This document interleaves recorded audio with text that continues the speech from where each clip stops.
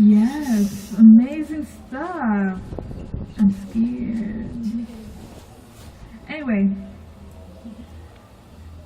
sometimes Ben has his spirit of stupidness, and me, I don't really have that. I have something where it has just developed over time, where a story grows, and this is something that came up, and it's just like every day for an hour I just write.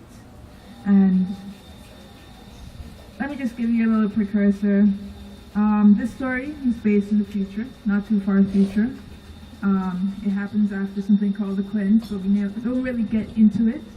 And then one of the characters, the main character, she's unbreakable, and yet she still has the spirit, which is something that's being explored.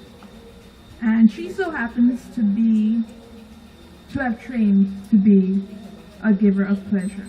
She resides in a house